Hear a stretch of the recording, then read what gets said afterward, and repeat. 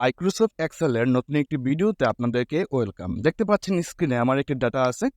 এখানে আমার কান্ট্রি দেন সেলস দেওয়া আছে। এখানে কান্ট্রিগুলোর নাম ডুপ্লিকেট নাম অনেক আছে, অর্থাৎ 3টা দেশ। মূল দেশ হচ্ছে 3টা, Bangladesh, India, Singapore. But Bangladesh অনেকগুলো আছে, সিঙ্গাপুর অনেকগুলো আছে।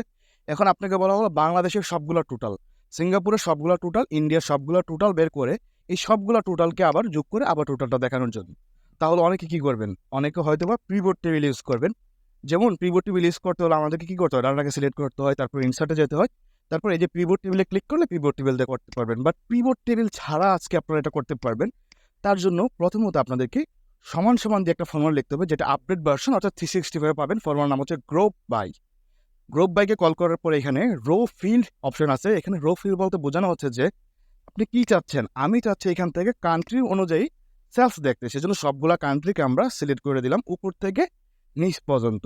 তারপর একটা কমা দেবো, কমা দেওয়ার পরে এখানে ভ্যালু বলতে আমরা কি চাচ্ছি, কান্ট্রির সেলস চাচ্ছি, সেই জন্য সেলসগুলোকে উপর থেকে নিচ পর্যন্ত সিলেক্ট করে দিলাম। তারপর কমা দেওয়ার পরে এগুলো কি চাচ্ছি, সাম চাচ্ছি, যুগ চাচ্ছি, সেজন্য সাম দিয়ে দিলাম। এখন ব্র্যাকেট ক্লোজ করে যদি ইন্টার দেই, দেখেন চলে আসছে।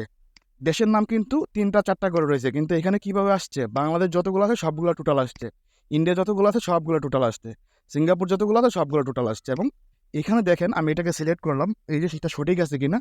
এই যে নিচে দেখেন 3,68,000, আমার ওইখানেও আমি গ্রুপ বাইতে যেটা বের করেছি এখানেও দেখেন 3,68,000। তাহলে আপনারা শিখে ফেলেন গ্রুপ বাই ফর্মুলার মাধ্যমে কিভাবে এরকম একটি ডাটা অ্যানালাইজ তৈরি করা যায়।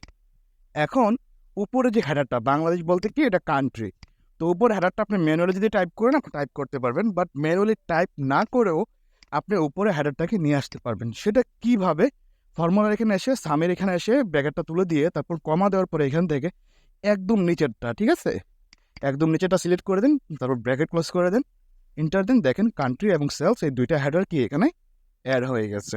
আমরা এটাকে সিলেক্ট করে অ্যালাইনমেন্ট সেন্টার করে দিলাম। এই যে ফর্মুলাটা, এটা আপনারা আপডেট ভার্সনে পাবেন। যারা অল্প টাকায় আপডেট ভার্সন ব্যবহার করতে চাচ্ছেন তারা আমার সাথে যোগাযোগ করবেন, আমি আপনাদেরকে আপডেট ভার্সনটা দিয়ে দেবো। দেখেন এটা ডাইনামিক কিনা। আমরা এখান থেকে যদি ভ্যালু চেঞ্জ করি, এখানে ধরেন 25,000 আছে, আমি হয়তো এখন 29,000 করতে পারি। দেখেন আমি 29,000 করতেছি, দেখেন অটোমেটিক এখানে 78,000 হয়ে গেছে।